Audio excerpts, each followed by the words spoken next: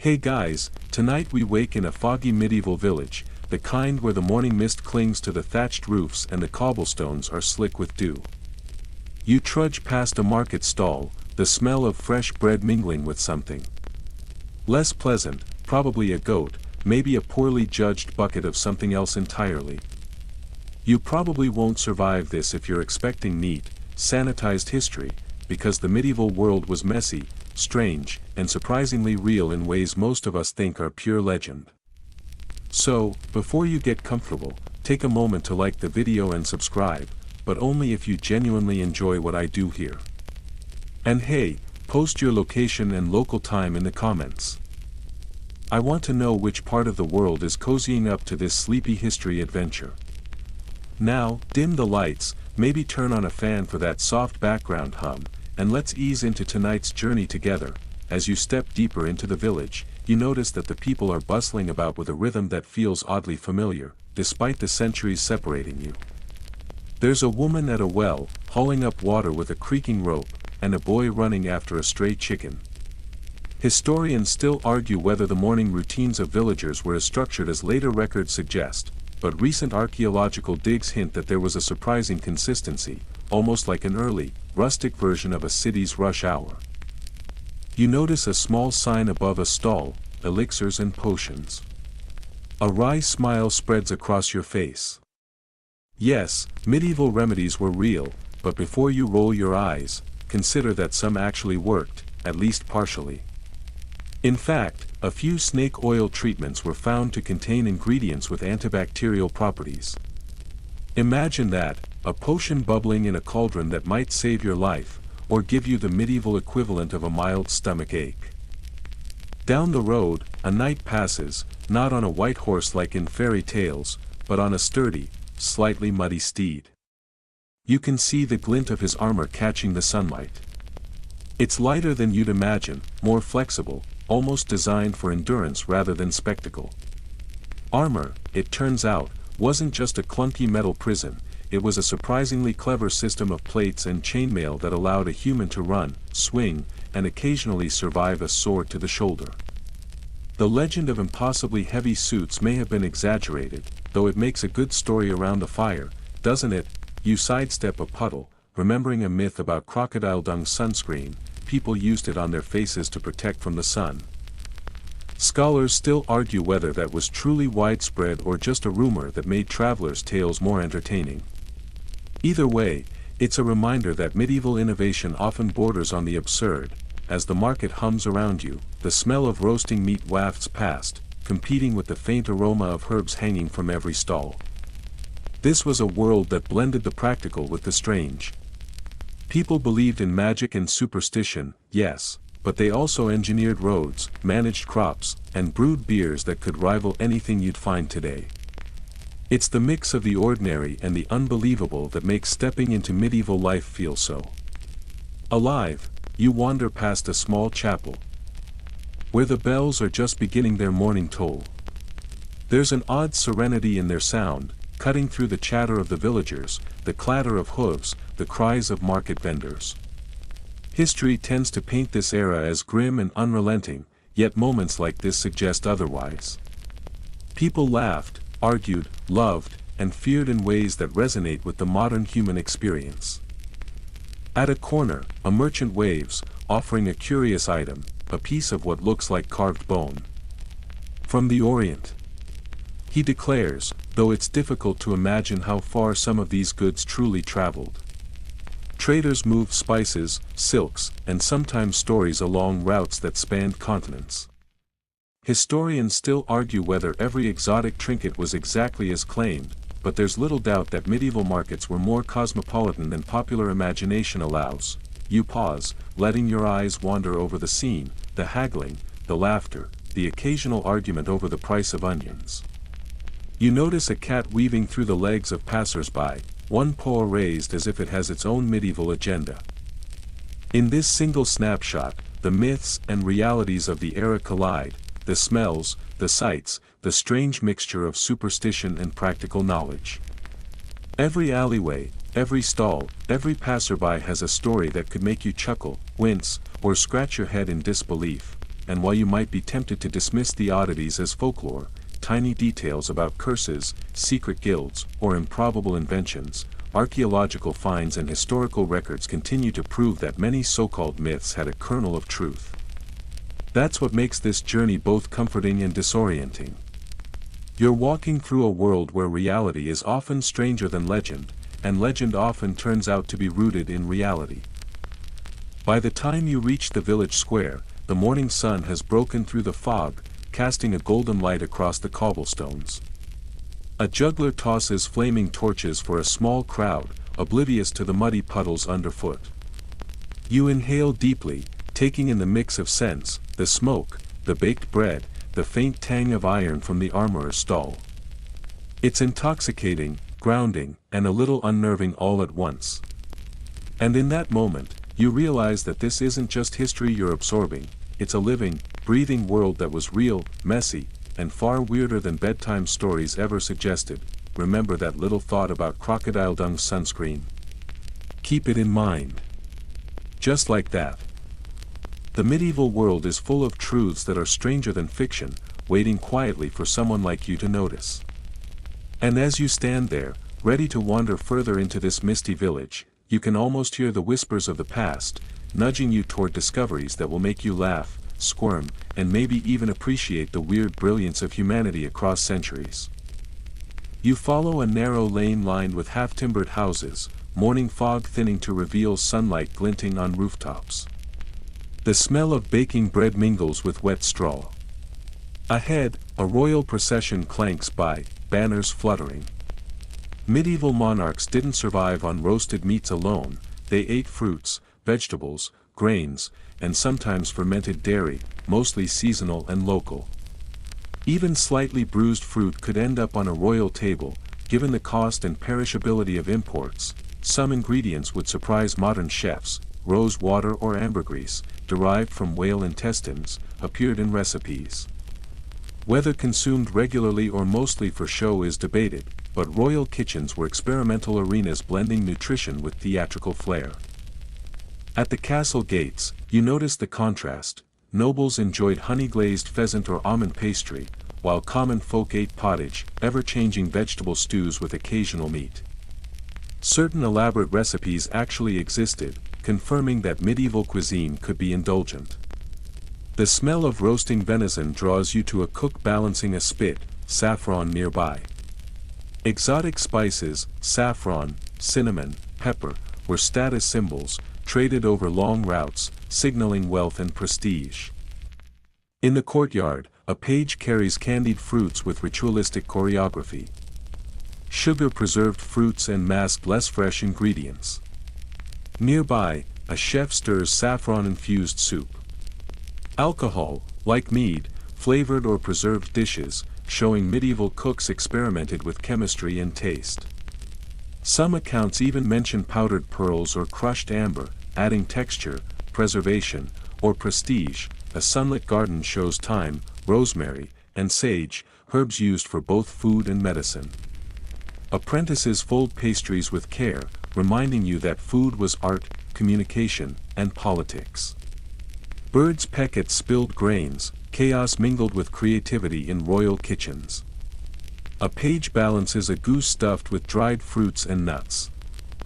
Once thought legendary, now confirmed through manuscripts and analysis, stepping into the tower's shadow, you realize myths of endless feasts capture only part of the story. Royal diets were eclectic, inventive, and often surprisingly practical. Medieval kitchens balanced health, taste, and showmanship, creating culinary creativity that still surprises historians today. You step away from the savory smells of the royal kitchens and wander toward the town's apothecary, where the morning sun glints off dusty glass bottles and mortar-stained shelves. The air is thick with the scent of herbs, dried flowers, and something vaguely metallic.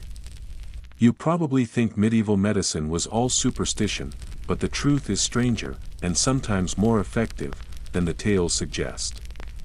Plague remedies, in particular, combined ritual, smell, and surprisingly rational practice in ways historians only recently confirmed. A sign above the apothecary reads "Cures for every ill," and you peer inside, watching a bespectacled apothecary stir a bubbling concoction. Yes. Leeches and snake oils were common, and yes, they sound like the setup for a bad joke.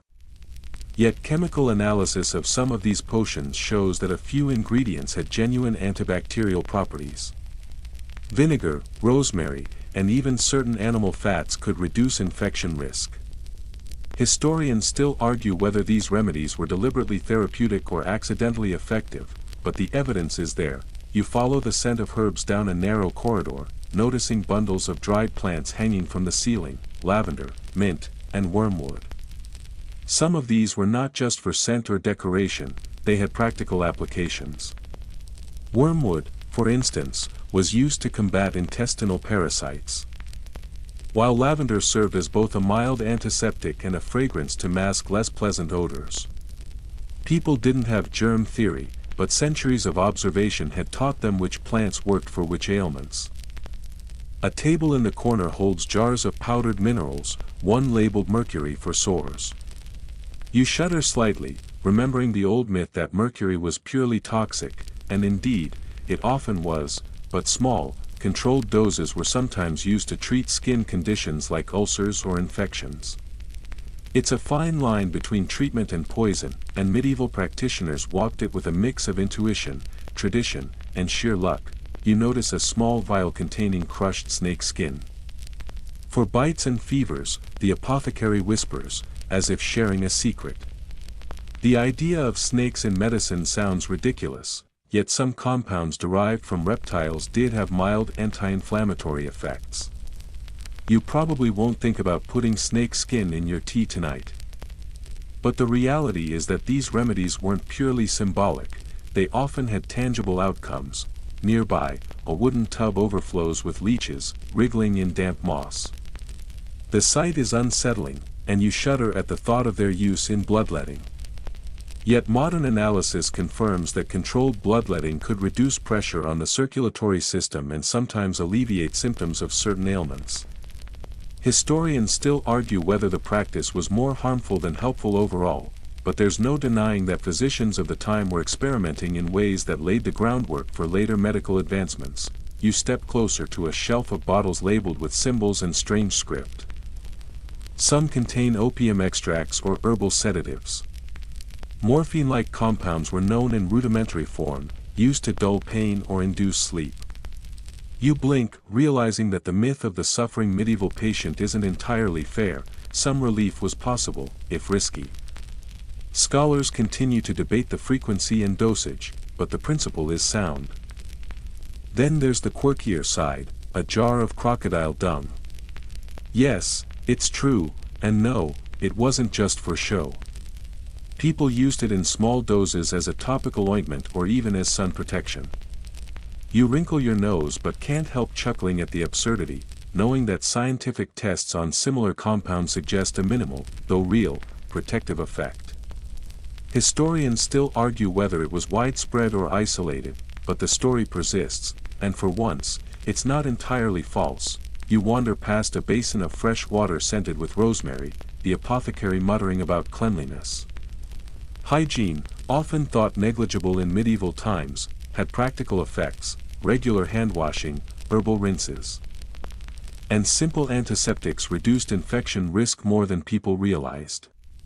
The myth that everyone wallowed in filth is overstated. Towns and villages often had surprisingly sophisticated sanitation practices, even if they seem quaint by modern standards. A small page stumbles past, carrying a tray of poultices made from crushed herbs. You notice a faint aroma of garlic and honey. Both were valued for antimicrobial properties, and modern studies confirm that honey's effect on wounds is significant. You probably didn't expect medieval remedies to survive modern scrutiny, yet here they are, quietly effective in ways their inventors couldn't fully explain. The apothecary leans closer and murmurs. Some say chanting or prayer enhances the cure. You smile. Sure, the placebo effect is timeless. Combining ritual with observation, trial, and error, medieval medicine sometimes hit the mark. Historians still argue how much of the apparent success was psychological versus chemical, but one thing is clear: it was more than superstition.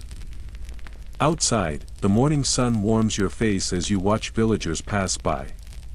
Children play, a dog barks, and in the distance, you can hear a bell tolling from the chapel. Amid all the myths of magic and madness, the realities of medical practice are both impressive and oddly comforting.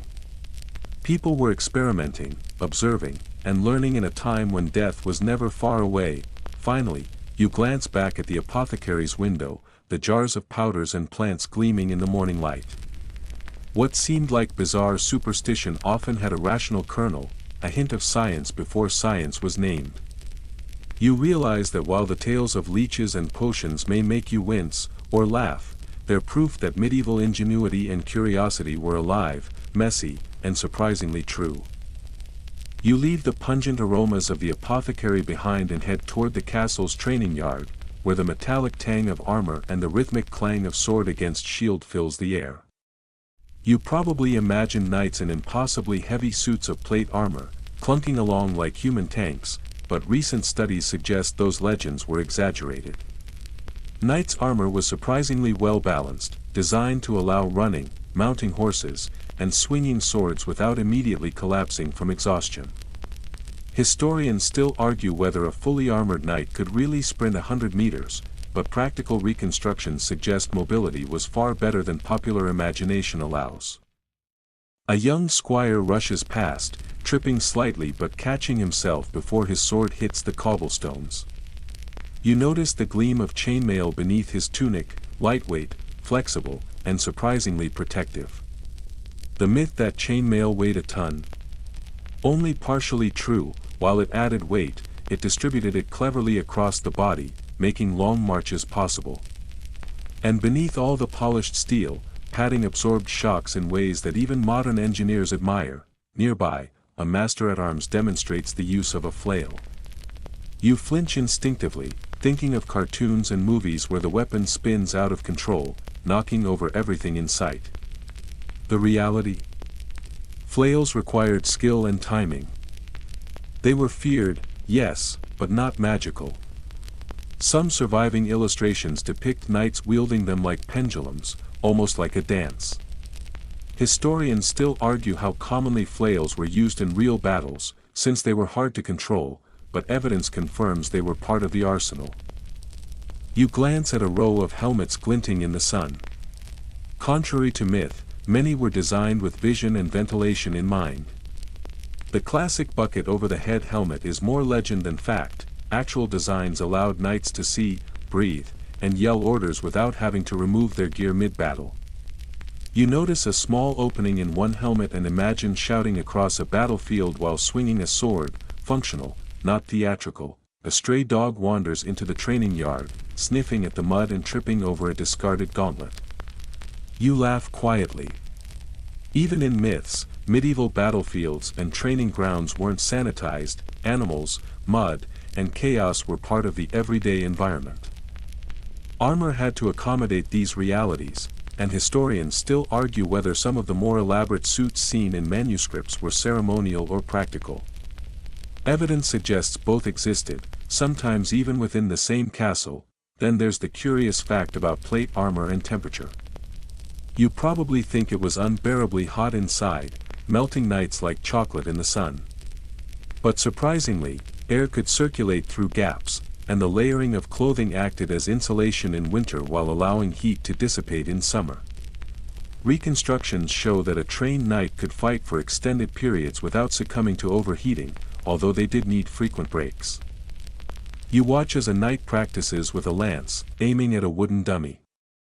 The precision is remarkable. You recall the myths of unstoppable, charging knights mowing down everything in their path, yet the reality was more nuanced. Mobility, timing, and technique mattered as much as brute force.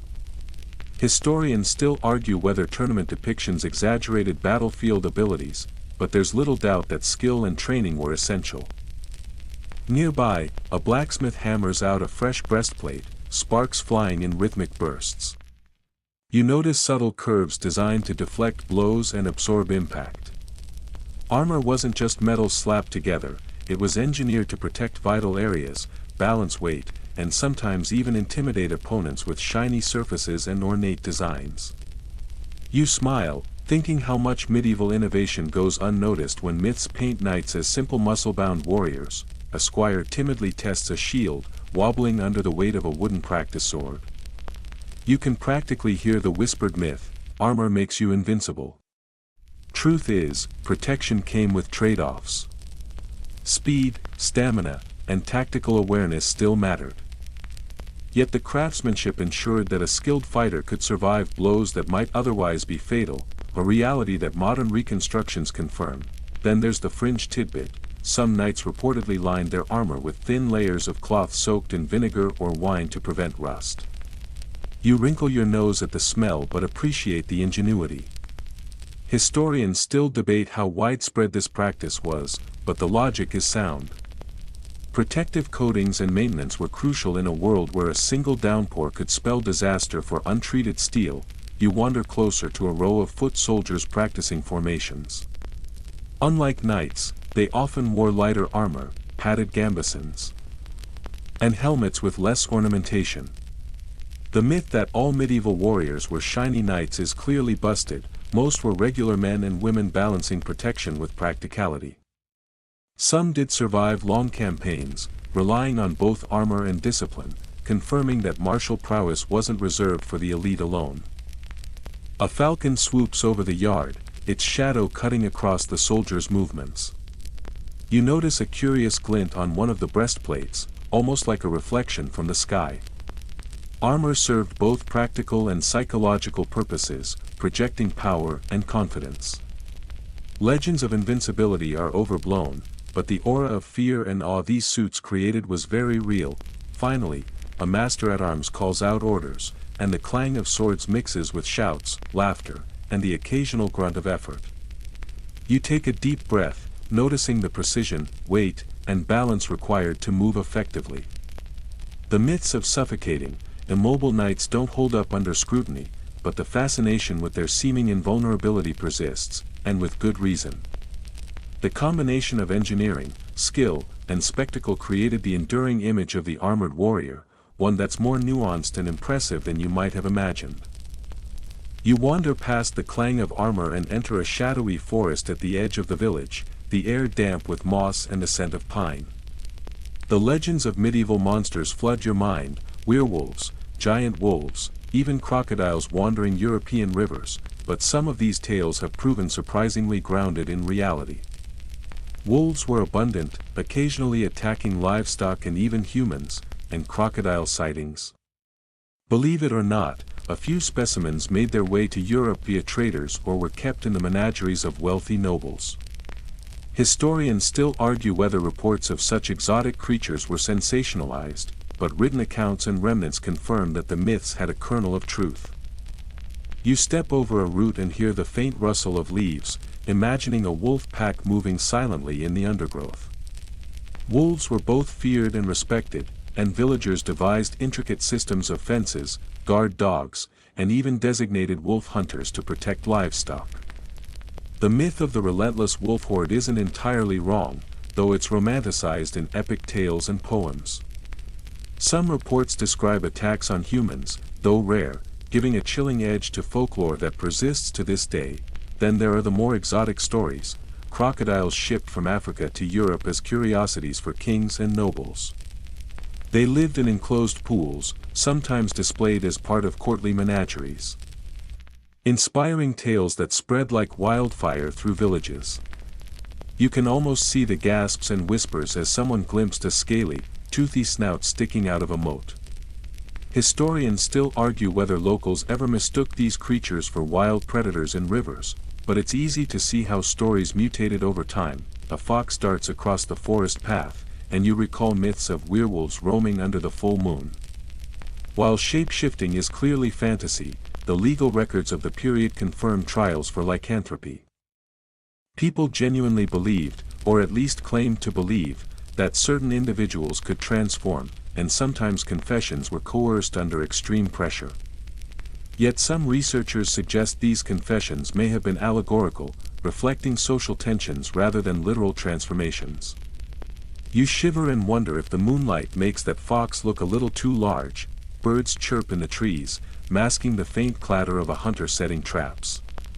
Folklore about monstrous birds or giant hawks often stem from exaggerated sightings of normal species, like eagles, herons, or migratory birds passing in unusual formations.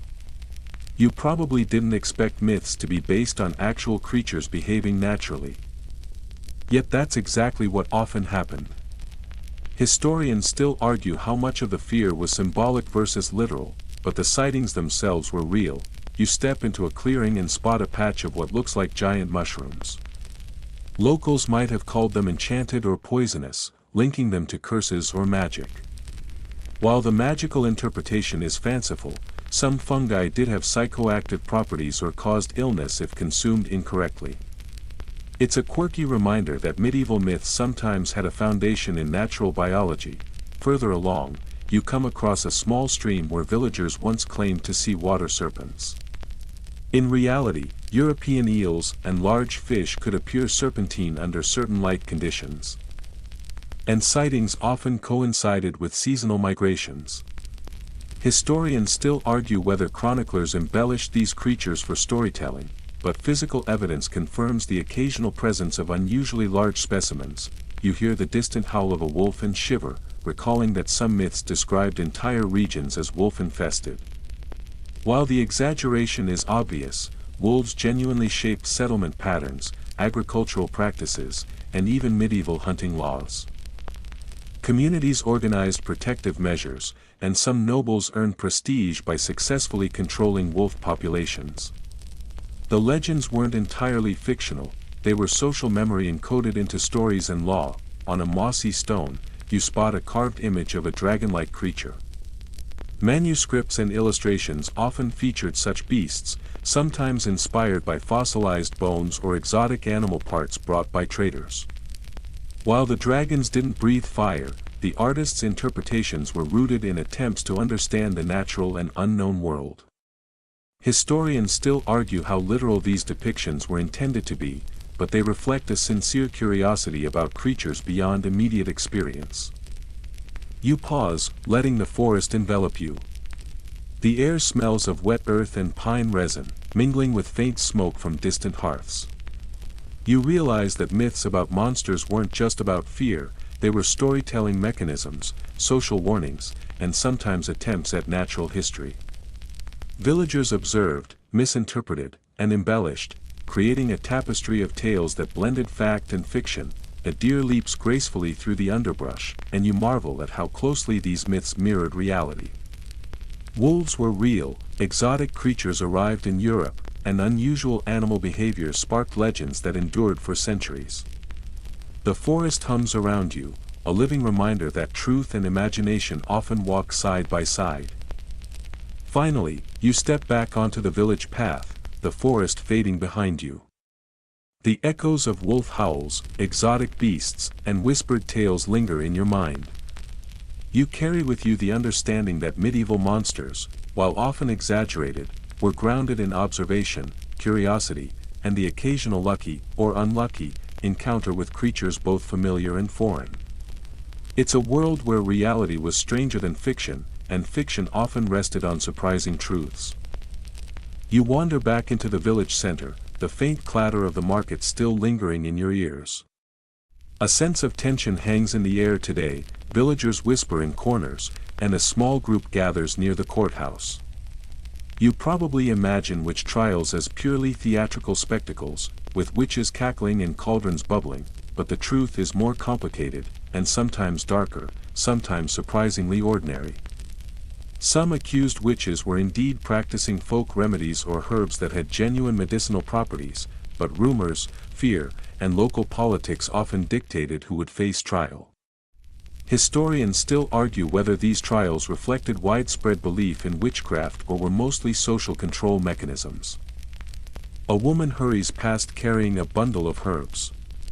She probably knows she could be accused if someone misinterprets her knowledge. Curiously, many of the remedies she carries, like salves made from sage or willow bark, were effective. Willow bark, for example, contains salicin, a precursor to aspirin. So while the accusation of witchcraft might sound absurd, some practices had tangible benefits. You smirk at the idea. Medieval witch trials were essentially targeting the neighborhood pharmacists. In the courthouse yard, a judge sits beneath a wooden canopy, flipping through a thick, leather-bound book. Trials were often public, serving as both entertainment and moral instruction. Accusations ranged from simple disagreements to more serious allegations of hexes and curses. Yet some confessions hint at actual herbal concoctions or minor magical practices that were part of folk culture rather than sinister plots. Historians still argue whether confessions were coerced, fabricated, or partly sincere, but the records leave fascinating glimpses into community life. A child runs past, giggling as a stray cat scuttles between his legs. You notice that even animals became part of the mythology surrounding witches. Cats, particularly black ones, were believed to be familiars, conduits for magical influence. While these associations were largely symbolic, archaeologists have found burials and artifacts suggesting that people genuinely linked animals with supernatural powers. You shiver at the thought of being a black cat wandering a village on a trial day. You follow a narrow street toward the woods, where some accused witches were said to gather herbs for their spells. In reality, these plants, belladonna, mandrake, and hemlock, had strong physiological effects. Small doses could induce hallucinations or pain relief, while larger doses were toxic. The myth of magical curses has a literal pharmacological kernel, chemicals in plants that could produce extraordinary effects if handled correctly. Historians still argue how intentionally these properties were harnessed versus accidentally discovered, but the overlap of magic and medicine is undeniable. Nearby, a local healer demonstrates a poultice for bruises and sprains. You watch as she crushes herbs, mixes them with animal fat, and spreads the paste carefully on the patient. This everyday practice is a reminder that much of what was labeled witchcraft was simply empirical observation passed down through generations. The boundary between healer and heretic was remarkably thin, and minor mistakes, or an envious neighbor, could tip the scales toward accusation. You glance up at the courthouse windows and imagine the crowd inside. Spectators were not passive, their reactions could influence the outcome. Public pressure often amplified hysteria, transforming ordinary disagreements or unconventional behavior into serious allegations. You probably didn't realize that medieval gossip had such lethal potential, yet social dynamics were central to the myth of witch trials.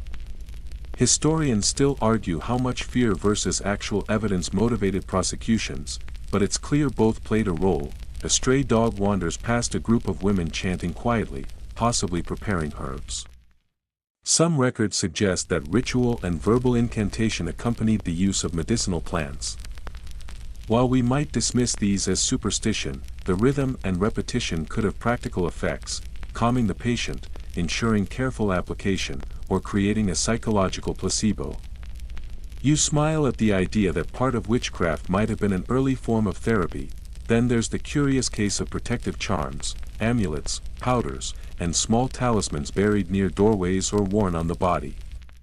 Historians still debate whether these were intended as literal magical defenses or as symbolic gestures to ward off misfortune. Either way, the materials, herbs, stones, metals, often had hygienic or pest repellent properties, lending a pragmatic edge to ostensibly mystical objects. You pause in a sunlit square and watch a small procession of villagers bringing offerings to a saint's shrine. Religion and superstition intertwine seamlessly with everyday life, shaping perceptions of witches and magic. Accusations rarely existed in a vacuum, they reflected broader anxieties about community, disease, and morality.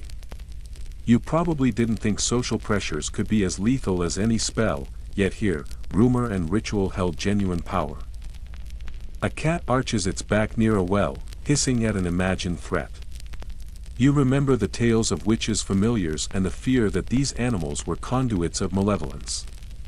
Some folklorists suggest that the association with cats arose partly from their independence and nocturnal habits, qualities that made them mysterious and, therefore, suspicious. Historians still argue whether these beliefs were symbolic or literal, but the enduring image of the black cat as sinister clearly has roots in medieval anxiety. You wander past a garden where herbs grow in neat plots, tended by a woman who seems aware of every leaf. She's a practitioner, a healer, a potential target, and a custodian of knowledge all at once. The myth of the witch may have been darker than reality, yet it often shadowed genuinely valuable folk medicine. You realize that some of what we laugh off as superstition was, in fact, practical knowledge misunderstood or mistrusted. Finally, as the sun sets behind the chapel, casting long shadows across the cobblestones, you step back and reflect on the duality of witch trials. The myths of flying broomsticks and sinister spells are entertaining, but beneath them lies a world where observation, herbal knowledge, and social tension converged. The truth is messy, human, and occasionally tragic, but undeniably fascinating. You wander toward the edge of the village, the distant sounds of livestock and children's laughter fading behind you, replaced by the earthy stench rising from the latrine pits. Yes, medieval toilets were famously crude, and you probably think of open cesspits and rivers of filth. But recent archaeological digs reveal a more nuanced reality.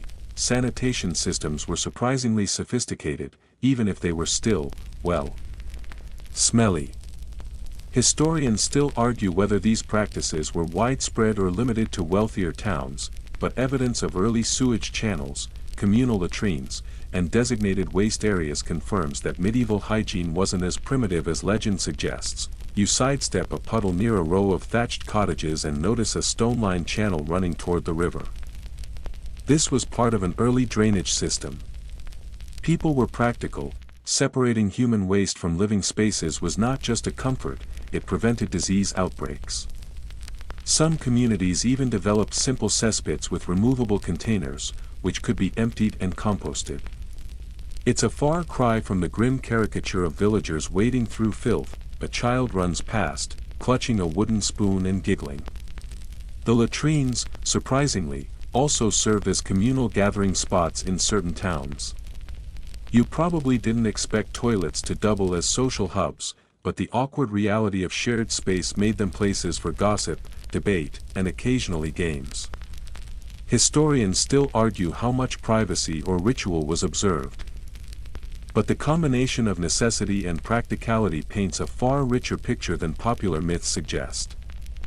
You lean over a low wall and spot a chamber pot tucked beneath a table in one of the cottages. These small, portable vessels allowed residents to manage waste more conveniently than wandering to the outhouse in the dark. Surprisingly, some of these pots were lined with straw or ash, materials that absorbed odors and helped compost matter safely. The myth of medieval villages as utterly disgusting is mostly exaggerated, but the occasional whiff reminds you that reality was still, well, pungent. Nearby, a midden, a large refuse heap, reveals layers of discarded pottery, bones, and vegetable matter. You can practically smell the composted remains, yet it also shows that waste management was systematic. People separated food scraps from general garbage, often using them to fertilize gardens. It's a reminder that even in an era we think of as dirty, resourcefulness and environmental awareness played a role. A group of villagers carries buckets toward a rudimentary drainage trench. The liquid runs off into a distant river, away from living quarters. Ingenious? Yes. Odorless? Not at all. Some myths about medieval stench are valid, but the existence of structured waste systems proves that people weren't completely oblivious to hygiene. They simply worked with the materials and knowledge available. You notice a small plaque of carved symbols above a doorway. Some researchers speculate these were protective charms, intended to ward off disease or misfortune. While the magical aspect may be exaggerated, it reflects a practical understanding that human waste could harbor sickness. Combining superstition with early epidemiology. Not exactly modern medicine, but surprisingly clever. Children dart past, barefoot, stepping carefully around puddles. Despite the myths, many medieval villages encouraged cleanliness, washing hands before meals, using cloths to wipe surfaces, and occasionally rinsing shared water containers. Not all practices were perfect, but they represent a conscious attempt to manage disease in a pre-scientific world. Historians still argue whether these routines were common or exceptions, but evidence from multiple towns suggests hygiene mattered more than folklore admits. A woman hangs laundry over a fence, oblivious to the small stream flowing nearby. The proximity of water sources to living spaces might seem unhygienic now, but residents understood which channels carried waste and which provided potable water. Some rivers even had designated zones for washing clothes versus disposal. The myth that all water was contaminated. Overstated, though caution was clearly warranted. You spot a small bucket of ash by the doorway of a cottage. Villagers used ash to neutralize odors, clean utensils, and even as a mild disinfectant. Practical, resourceful, and surprisingly effective. The legend of medieval filth ignores the ingenuity embedded in these everyday habits. A faint squeak draws your attention, a rat scurries along the edge of a trench. Yes, vermin were real, but their presence drove innovation. Nets, traps, and fences were employed to minimize infestations. The myth that rats were everywhere, thriving unchecked, is part truth, part exaggeration, reminding you that humans and pests coexisted in a delicate balance. Further down the lane, a communal latrine shows evidence of stone seats with holes evenly spaced. You notice a trough beneath, intended to channel waste efficiently. Even in basic setups, ergonomics mattered. People recognized comfort, efficiency, and health as intertwined priorities. Some myths ignore the clever engineering quietly present in these structures. A child drops a piece of bread near a latrine and shrieks when a dog snatches it. Chaos and hygiene often coexisted, yet villagers adapted. Waste management, odor control, and sanitation were part of everyday problem solving, a mixture of trial, error, and ingenuity. Historians still argue how widespread these adaptations were. But their existence proves that medieval people weren't simply wallowing in filth. Finally, you step back from the latrine area, the faint odor lingering in your nostrils but tempered by the sounds of daily life. The myths of medieval toilets as purely grotesque are both right and wrong.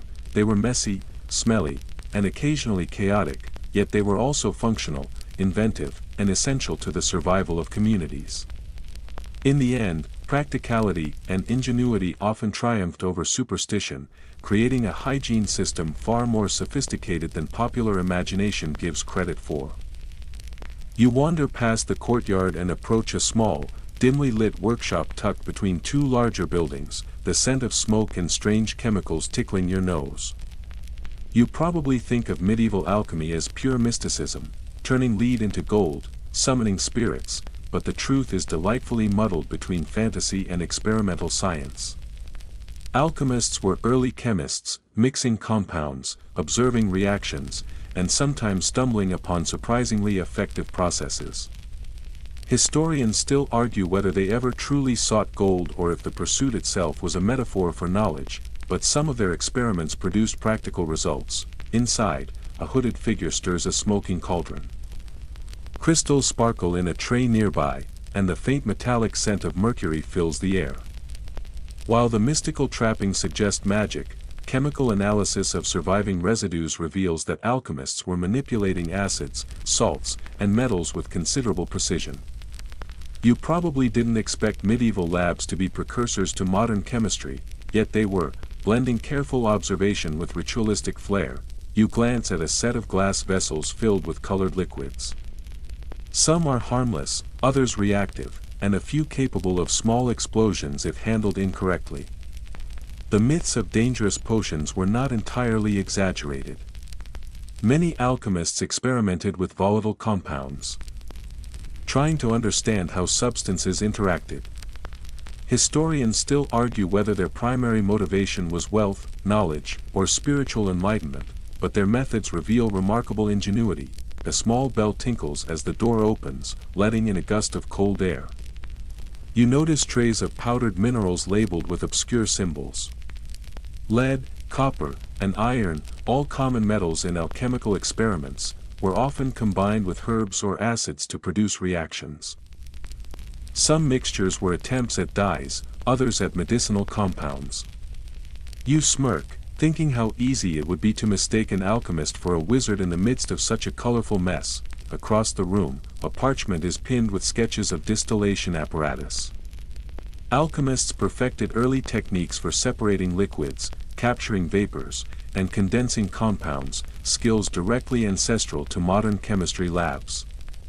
You probably never thought of distillation as a medieval practice, but it was both practical and innovative, used to extract essential oils, spirits, and other substances.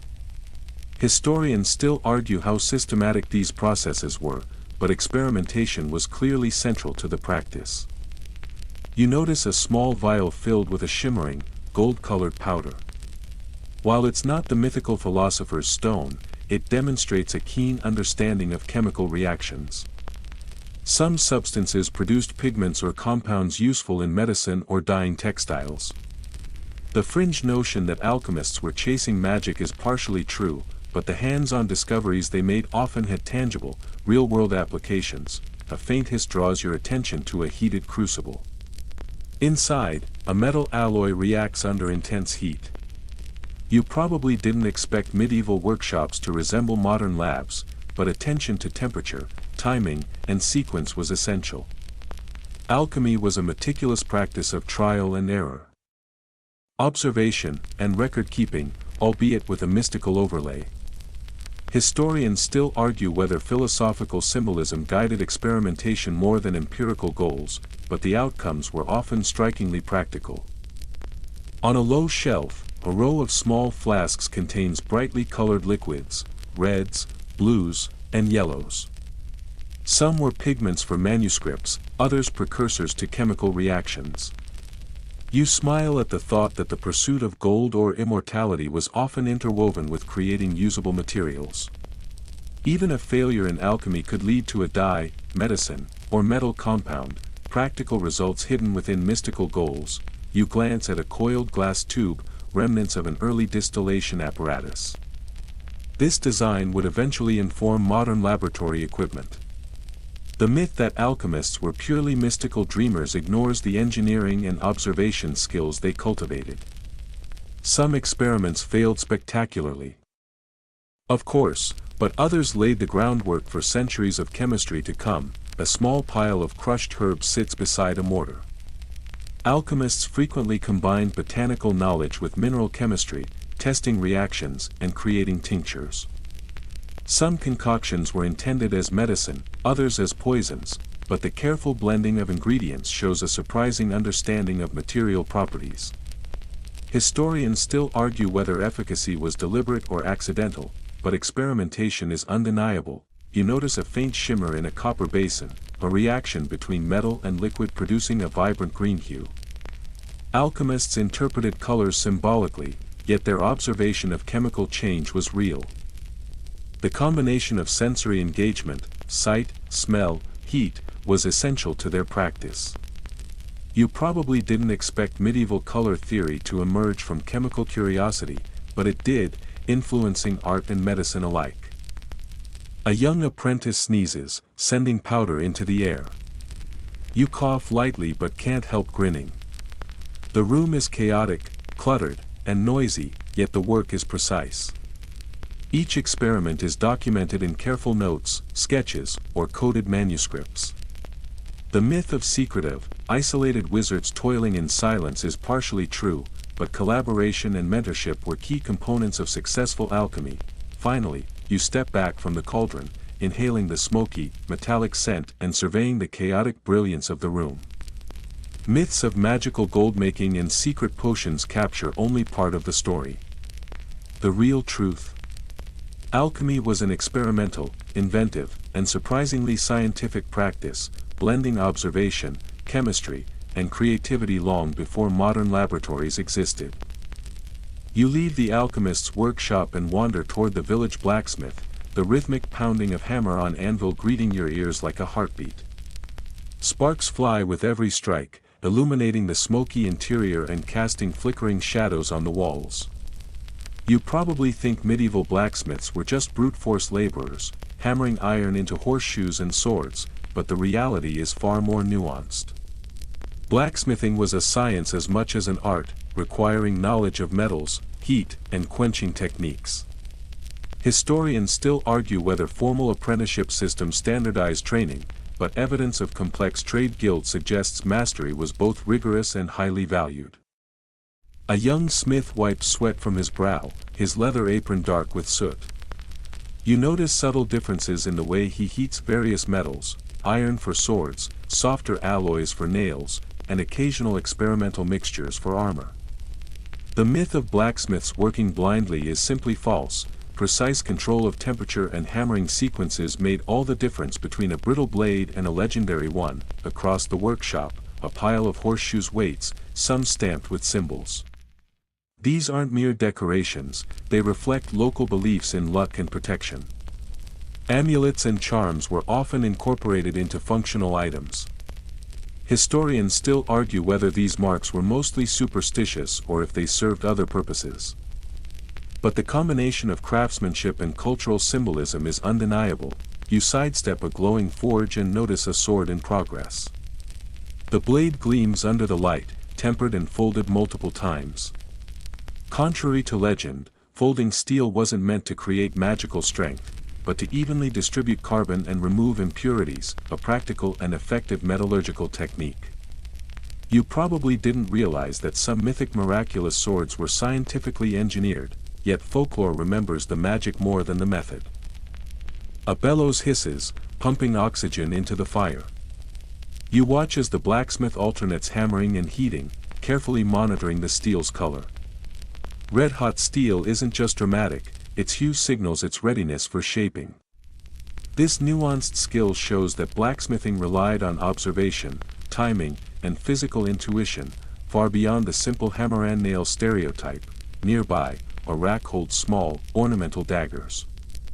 These intricate pieces reflect both status and artistry. Myths often exaggerate the glamour of medieval weaponry, portraying it as more ornamental than practical, but many of these pieces had functional origins while being aesthetically refined. Historians still argue how much decorative work compromised combat efficiency. But the combination of utility and beauty was a hallmark of skilled smithing. You hear the clatter of metal on stone and notice a young apprentice struggling with a bell. He's learning the subtle art of casting and tuning, using trial, error, and guidance from his master. Bells, like swords, required precise knowledge of metal composition and hammering technique. The myth of magical chimes masking metallurgical skill is entertaining, but the craftsmanship is real and measurable. A stray cat curls near the forge, unbothered by the heat or smoke. You chuckle, thinking about folklore linking blacksmiths and protective magic. Many smiths were believed to imbue their creations with strength or protection, blending superstition with observed skill. Historians still debate whether such beliefs influenced actual technique, but psychological effects on users and patrons were undoubtedly real. On a workbench, a variety of nails, hinges, and small tools lie in organized piles. These utilitarian items show that blacksmithing extended beyond warfare. Craftsmanship touched daily life, construction, and commerce. Myths tend to focus on swords and armor, yet ordinary products reveal technical precision and an understanding of material properties. You step closer to the forge and notice a slightly warped blade being reworked. Correcting imperfections required both tactile skill and a keen eye. The myth that medieval blacksmiths relied solely on brute strength misses the intricate judgment and dexterity involved. Timing, heat, and angle were as critical as force, and missteps could ruin hours of labor. A faint smell of coal and oil mixes with sweat and smoke, and you realize the sensory intensity of the workshop: hot, loud, pungent, but alive with controlled energy. Myths often romanticize blacksmiths as heroic laborers or magical artisans, yet the reality is a blend of physical skill, technical knowledge, and practical problem solving. You notice a sword that has just been quenched in oil, steam hissing as it cools. The metal's sudden contraction strengthens it, a principle that modern metallurgy still acknowledges. Some fringe accounts claim that quenching in oil rather than water produces magical effects. In truth, the technique was practical and effective. Historians still argue about exact methods. But the fundamental science is clear.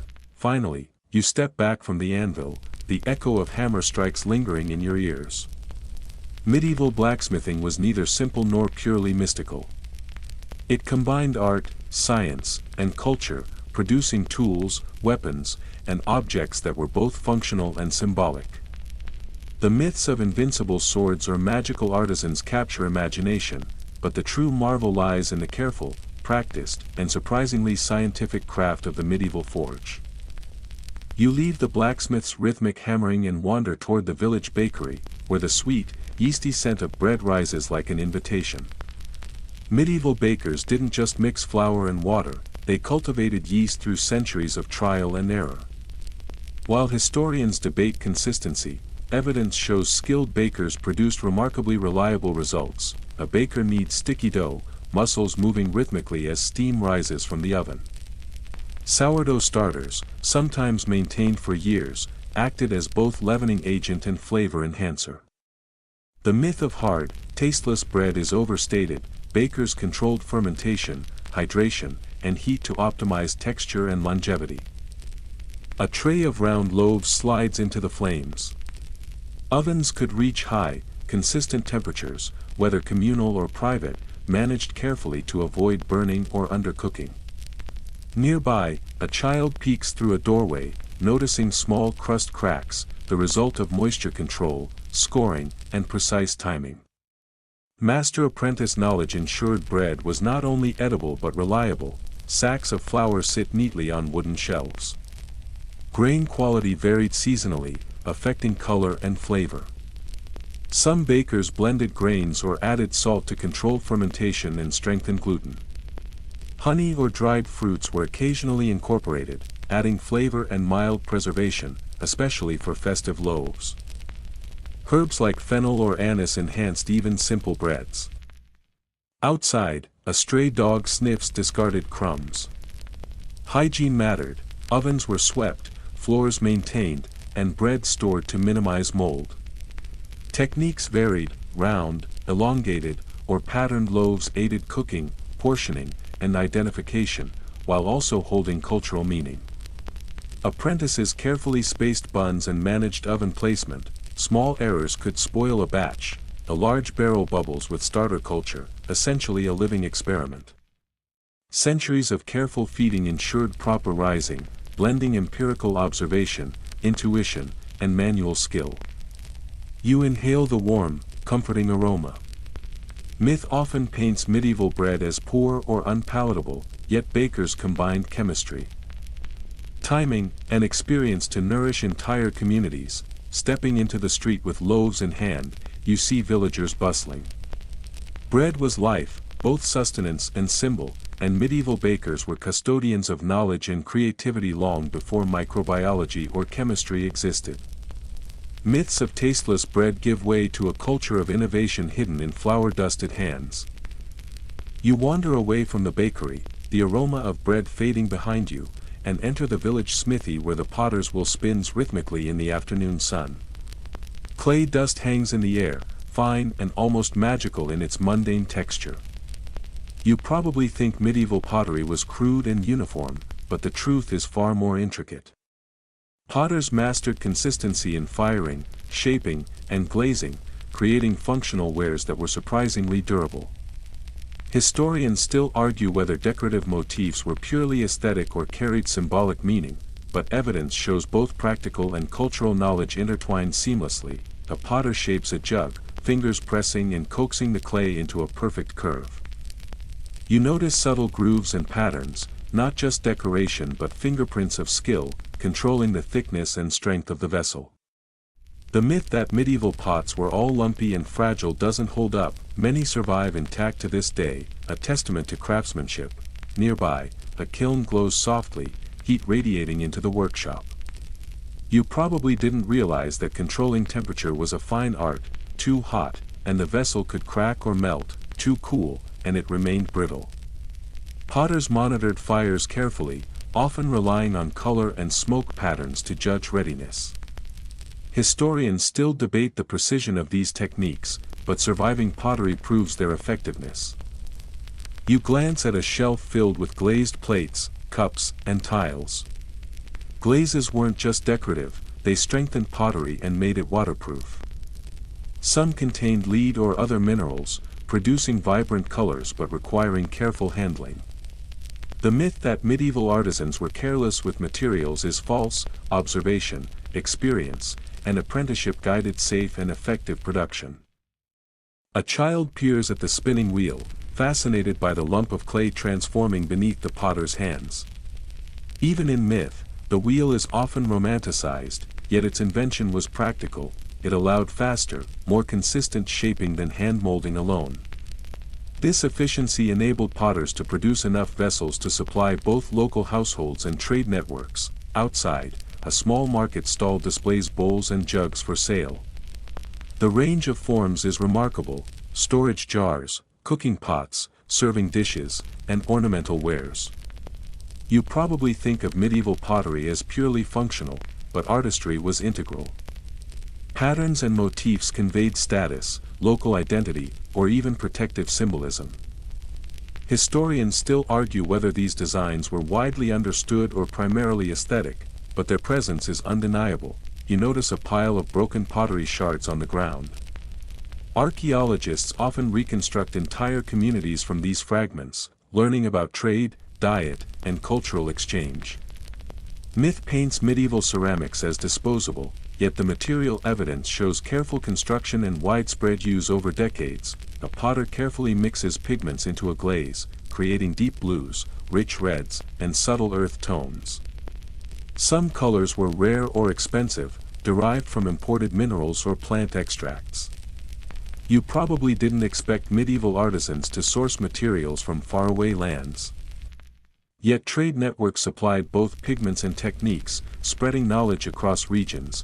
Nearby, a wheel spins, throwing a large amphora with precise balance. The base is thick, the walls uniform, science disguised as artistry. Potters understood physics intuitively, knowing how to distribute weight to prevent collapse during firing or transportation. Legends of crude, uneven pottery are misleading. These were skilled, trained hands at work. A faint whiff of smoke drifts from the kiln as the potter adjusts the fire. Timing and temperature remain crucial. An unexpected draft could ruin hours of labor. You probably imagine medieval artisans working by guesswork alone, but apprenticeship and accumulated experience ensured reliability. Historians still debate how standardized these methods were, but consistency in surviving wares speaks volumes. On a workbench, small figurines sit drying. Some depict humans, others animals, and a few are abstract shapes. These weren't just toys, they often had ritual or symbolic significance. The myth that medieval people lacked imagination in crafts is false. Creativity thrived alongside practicality. Some shapes even had protective or talismanic purposes, blending superstition with artistry. A stray dog nudges a clay shard with its nose. You chuckle, thinking of folklore associating animals with mystical properties. While the dog is indifferent, some communities attributed symbolic meaning to both crafted objects and animals. The boundary between practicality and superstition was thin but fascinating. Finally, you step back from the spinning wheel, surveying the neat rows of vessels and kilns. Medieval pottery, while sometimes simple in form, demonstrates skill, scientific observation, and aesthetic sensibility. The myths of primitive, lumpy wares dissolve, revealing a craft that combined hands-on experience, intuition, and subtle chemistry to serve both everyday life and cultural expression. You leave the potter's workshop behind and stroll toward the village apothecary, the faint scent of dried herbs, oils, and spices brushing against your senses. You probably imagine medieval medicine as purely superstition and quackery, but the truth is a fascinating mix of empirical observation and ritual. Physicians and herbalists combined practical remedies with symbolic practices, often achieving surprisingly effective results. Historians still argue whether their successes were systematic or mostly anecdotal, but surviving recipes and treatments prove that medieval medicine had real efficacy. A small tray of dried chamomile, rosemary, and sage sits on the counter, waiting to be turned into a poultice or infusion. You notice careful labeling, the weight, the type of plant, and even the season it was harvested. The myth that medieval healers were careless or ignorant is exaggerated. Attention to detail was critical for both efficacy and safety. Nearby, a mortar and pestle grind bark and roots into fine powders. Willow bark, in particular, contains salicin, a natural precursor to aspirin. You probably didn't expect such chemical knowledge to exist in the Middle Ages, yet trial and error and careful observation allowed herbalists to produce pain relief, antiseptics, and other practical medicines. Historians still debate whether the understanding was theoretical or purely empirical, but the outcomes were tangible. You notice jars of honey, used as both a preservative and a wound treatment. The myth that medieval medicine was all leeches and spells overlooks these simple but effective practices. Honey's antibacterial properties made it a reliable choice for minor injuries, and combining it with herbs created topical applications still admired in modern research. A child peeks through the doorway, watching an apprentice carefully measure powders. Precision mattered, overdosing could be dangerous, and underdosing ineffective. Apothecaries often used balanced scales, graduated containers, and carefully timed infusions to ensure reliable results. You probably didn't picture medieval pharmacists practicing proto-science, yet this was exactly what they were doing. On a low shelf, small vials contained colorful liquids, some tinctures, others extracts. Some were used for internal medicine, others for topical application. The myth that all remedies were mystical or useless doesn't account for the empirical knowledge embedded in these concoctions. Historians still argue how widespread such accuracy was. But localized expertise clearly existed. You watched the apothecary carefully mix dried lavender with oil, creating a soothing salve. Even in a world steeped in superstition, there was a practical understanding of dosage, absorption, and application. The fringe idea that smells or chants enhanced healing isn't completely false. Ritual often guided careful, mindful application, which likely improved outcomes. A faint wisp of smoke curls from a small burner. Some remedies required heat or simmering to extract active compounds from plants. You probably imagined a purely mystical procedure, but it's effectively a rudimentary form of extraction chemistry. Observation, repetition, and refinement allowed herbalists to optimize these processes over decades. You notice a thick, leather-bound book on the counter, open to handwritten notes on ailments, treatments, and observations. This is knowledge passed from master to apprentice, blending practical experience with commentary from earlier texts. Myth portrays medieval medicine as chaotic, but systematic record-keeping existed, even if not standardized. Nearby, a patient is guided to a chair for a poultice application. You watch as the apothecary explains the steps carefully, combining measurement, preparation, and timing. The myth of medieval treatments as reckless or painful ignores the skill required to administer remedies safely and effectively. Historians still argue how much trial and error shaped treatment protocols, but hands-on observation was central. A small vial of powdered minerals catches your eye. Some mixtures were used for fevers or infections. While not always scientifically effective by modern standards, many had real physiological effects, some beneficial, some neutral, some toxic. You probably didn't expect this delicate balance of risk and reward. But experimentation was embedded in practice. A cat curls on a sunlit windowsill, eyes half closed. Like other domestic animals, cats sometimes were considered symbolic or protective in folk medicine. While superstition colors our perception, observation of animal behavior often informed remedies, diets, or safety precautions. You smirk at the blend of practical insight and magical thinking that defined apothecaries' daily work. Finally, you step back and inhale the mix of scents, herbs, oils, honey, and faint smoke. The myths of medieval medicine as purely superstitious or dangerous are only partially true. In reality, medieval apothecaries and physicians combined empirical knowledge, observation, and careful preparation to treat illness effectively, often achieving outcomes that rivaled early modern practices. The line between magic and science was blurred, but the results were very real. You leave the apothecary behind and stroll toward the village church, the scent of incense curling faintly in the air. You probably imagine medieval religion as purely ritualistic, filled with unquestioning superstition, but the truth is far richer and often surprisingly practical. Churches were centers of social organization, record-keeping, and even early education.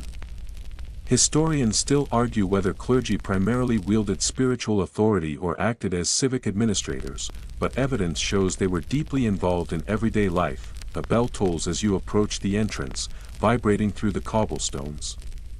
The myth that church bells were purely ceremonial misses their practical functions, signaling time, alerting villagers to danger, and coordinating communal activities. You probably didn't expect bells to be early warning systems, yet they were both symbolic and functional. Inside, sunlight filters through stained glass, casting colored patterns across the stone floor.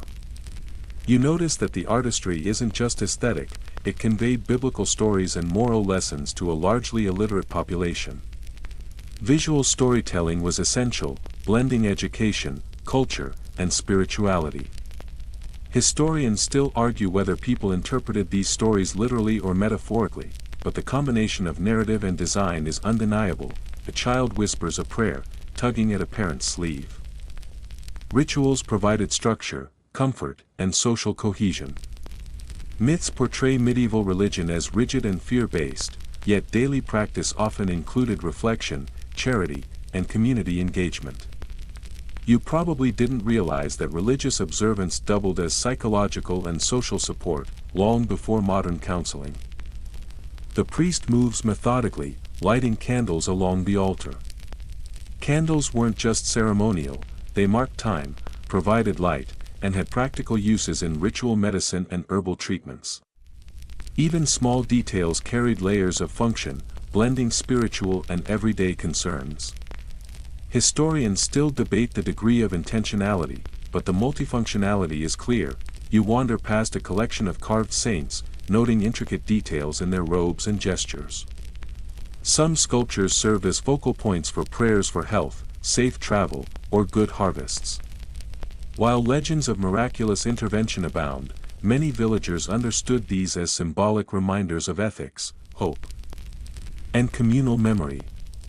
You probably didn't think of saints as moral and civic educators, yet that's exactly what they were. A soft chant drifts through the nave, resonating in the vaulted ceiling. Music wasn't merely decorative, it structured prayer, reinforced memory, and even enhanced cognitive focus. Scholars still argue whether the meditative effects were intended or incidental, but the combination of rhythm, language, and communal participation clearly shaped village life. Outside, a small garden flourishes near the churchyard. Monks and clergy cultivated herbs for medicinal purposes, connecting spiritual and practical health. Some fringe accounts claim miraculous cures, but chemical analysis of surviving preparations reveals legitimate therapeutic compounds.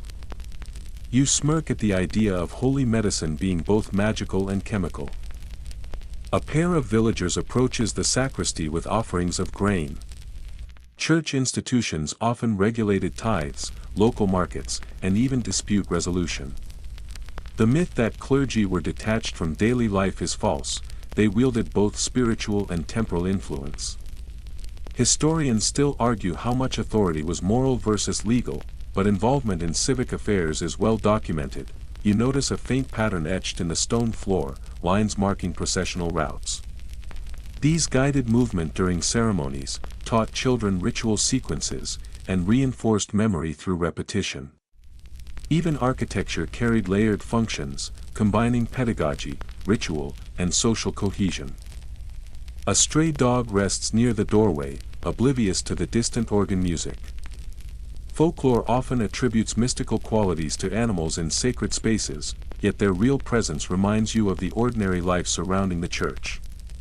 Animals were tolerated, observed, and occasionally incorporated into symbolic practice.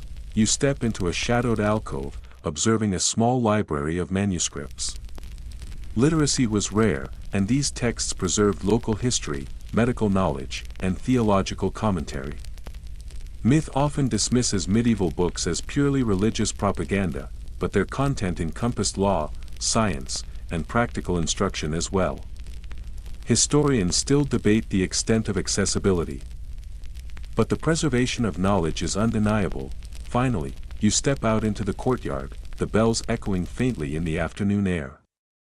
Medieval religion, while deeply symbolic and ritualized, was embedded in daily life, education, medicine, and civic order.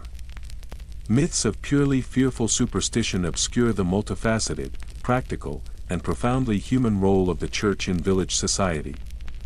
The line between spiritual belief and everyday pragmatism was far more intertwined than modern imagination often allows. You leave the church behind and wander toward the village fields, the earthy scent of tilled soil and ripening crops filling your nose. You probably think medieval agriculture was crude and inefficient, but the truth is surprisingly sophisticated.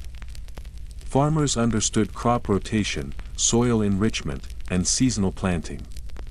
Historians still argue how widespread these techniques were, but archaeological evidence shows careful management that ensured sustenance for growing populations. A farmer bends over a row of cabbages, pulling weeds with precise movements. You notice patterns in the planting, grains here, legumes there, designed to replenish nutrients in the soil.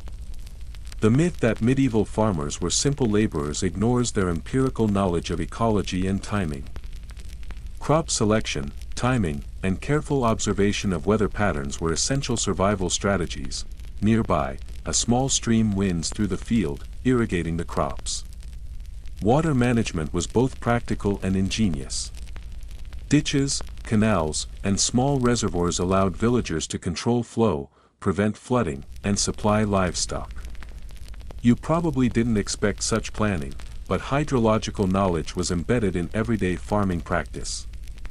Historians still argue whether these systems were standard or exceptional, but the presence of engineered waterworks is clear. A child runs past carrying a basket of eggs, dodging a grazing goat. Livestock played multiple roles: food, labor, fertilizer, and even social status. Myths often portray medieval animals as chaotic, yet careful husbandry was essential. Sheep and cows were rotated across pastures to prevent overgrazing, and manure was collected to enrich fields. You notice a scarecrow perched among the wheat. It's both practical and symbolic, a deterrent to birds and a focal point for communal rituals. The myth of magical or purely decorative scarecrows ignores their real utility. Farmers blended observation, superstition, and ingenuity to protect them. A faint hum of bees drifts from a nearby hive. Beekeeping provided honey, wax, and pollination services.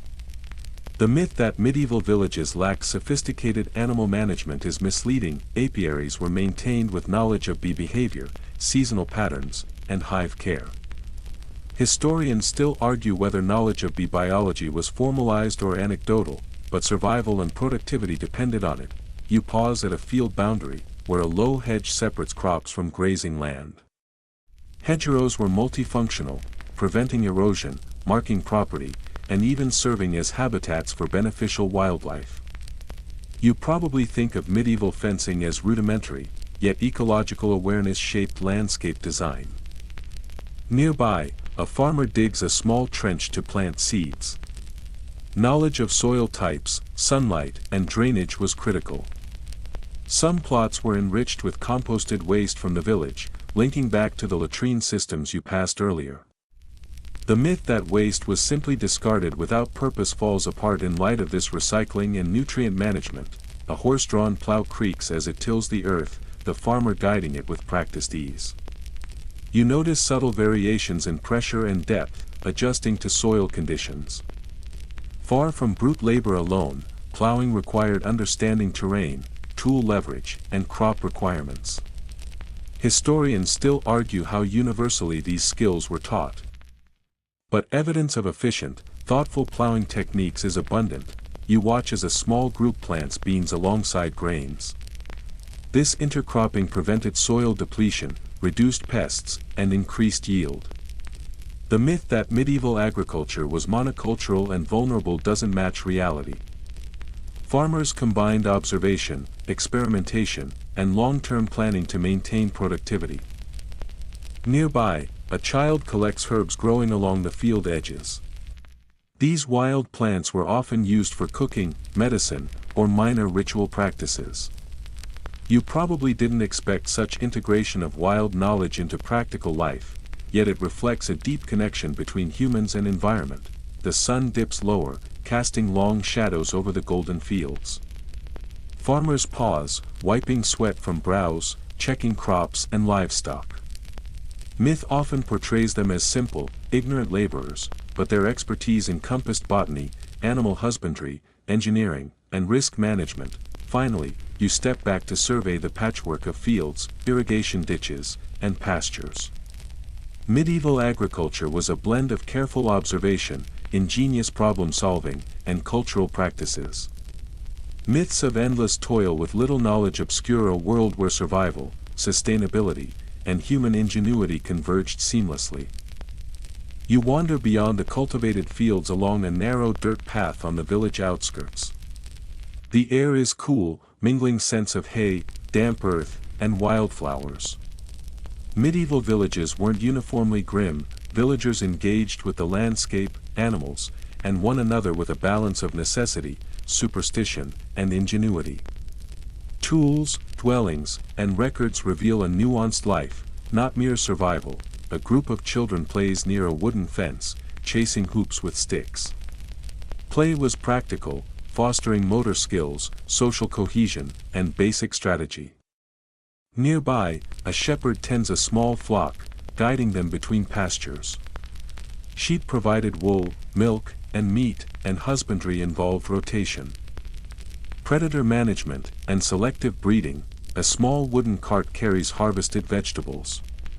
Transportation and storage required careful timing, container design, and communal effort to prevent spoilage. A nearby orchard supplies nutrients, cider, and medicinal extracts, with some trees grafted for productivity and resilience. On the horizon, a mill will turn slowly, grinding grain, early engineering central to food security and community. Villagers tend an apiary, honey and wax were valuable, requiring hive management knowledge. A narrow bridge spans a tiny stream, showing thoughtful infrastructure for mobility and trade. A dog chases a fox from the henhouse, and smoke rises from a cottage hearth. Fire management involved vigilance and practical protocols. Small storage pits preserve staples through drainage and insulation. A child examines a carved wooden toy, revealing craftsmanship in daily objects. As the sun sets, life in the village appears as a tapestry of labor, observation, experimentation, and tradition. Myths of ignorance, filth, or brutality oversimplify. Villagers' ingenuity was profound. You pause on a gentle hill, absorbing the textures, smells, and sounds of a community alive with problem-solving, play, devotion, and work. The medieval world, though imperfect, thrived on clever adaptations and resilience. Many myths are partially true, but the sophistication often surprises modern imagination. The sky deepens to indigo, and lamps flicker over cobblestone streets. You inhale slowly, the scents of earth, smoke, and wood fires settling around you. Night sounds blend with memories of hammering, pottery wheels, church bells, and wind over fields. Villagers rest now, hands calloused, minds planning tomorrow, hearts tethered to their community. Bread baked with care, medicines compounded with skill.